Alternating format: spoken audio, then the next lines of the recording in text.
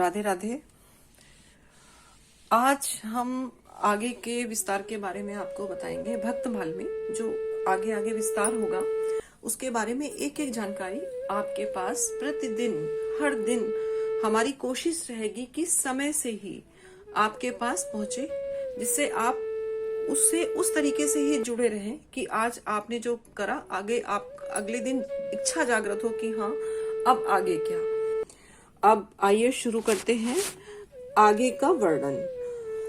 भक्तमाल में आगे क्या है कि इस आवागमन रूप संसार के प्रवाह में जितने भी जीव पड़े हुए हैं उनके उद्धार के लिए हमारे जो भगवत भक्त हुए हैं उन्होंने जो भी प्रयास किया या भगवान से भक्ति करके अपना मोक्ष प्रदान करके फिर वो प्रेरणादायी बने सबके लिए।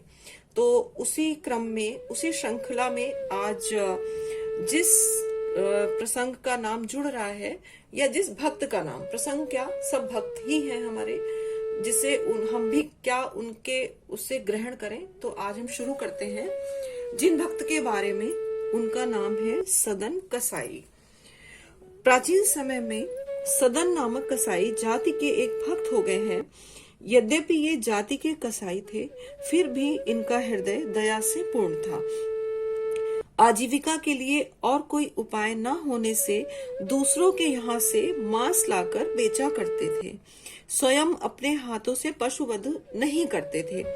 इस काम में भी इनका मन नहीं लगा, पर मन मारकर जाति व्यवसाय होने से ये करते थे।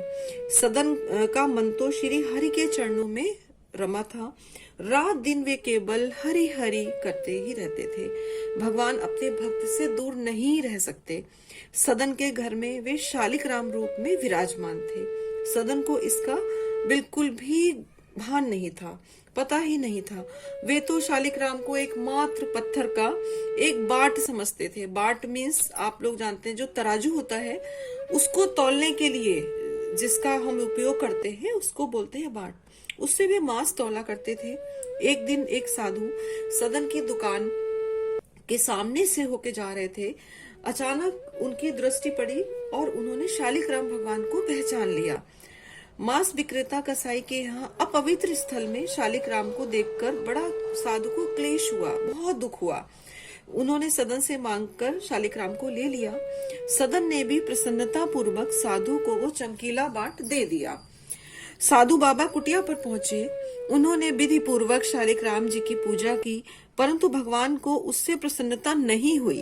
रात में उस साधु को स्वप्न में भगवान ने कहा, तुम मुझे यहाँ क्यों लाए हो?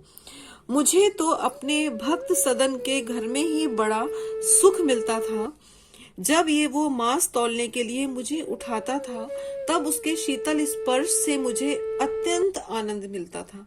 मुझे सदन के बिना एक क्षण भी चैन नहीं आ रहा। साधु महाराज जगे। उन्होंने शालिक राम जी को उठाया और सदन के घर जाकर उसे दे आए। साथ ही उसको भगवत कृपा का महत्व भी बताया है। सदन को जब पता लगा कि उनका ये बटखरा तो भगवान शालिक राम है, तब उन्हें बड़ा पश्चाताप हुआ। अपने व्यवसाय से उन्हें घृणा हो गई।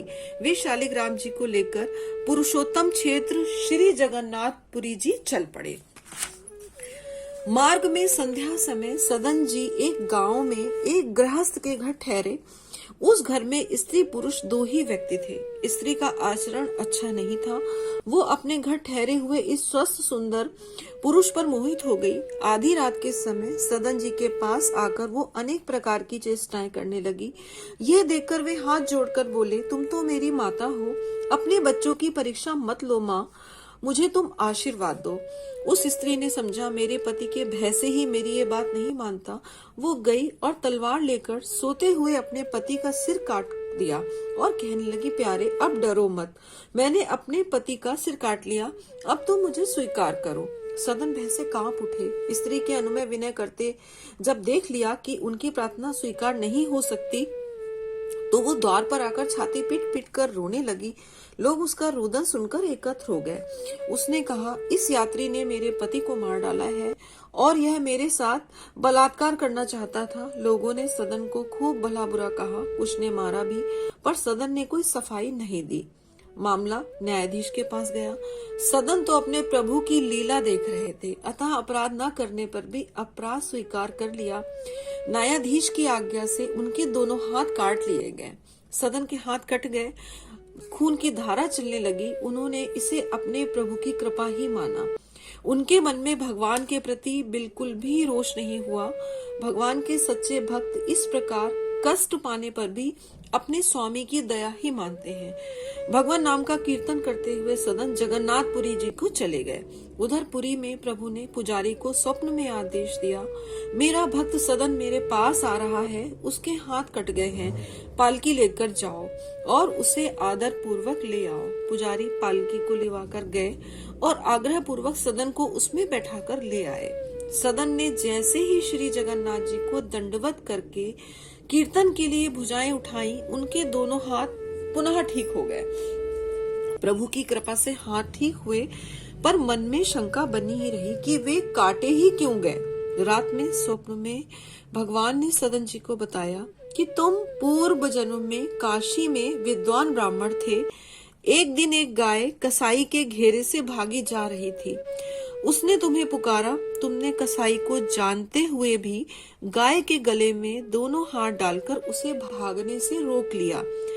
वही गाय वो स्त्री थी और कसाई उसका पति था। पूर्व जन्म का बदला लेने के लिए उसने गला काटा।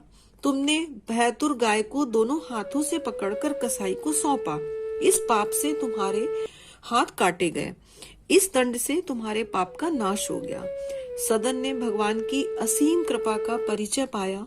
वे भगवत प्रेम में विहल हो गए। बहुत काल तक कीर्तन, गुणगान तथा भगवान के ध्यान में तल्लीन रहते हुए उन्होंने पुरुषोत्तम क्षेत्र में निवास किया और अंत में श्री जगन्नाथ जी के चरणों में देह त्याग कर वे परम धाम को पधारे।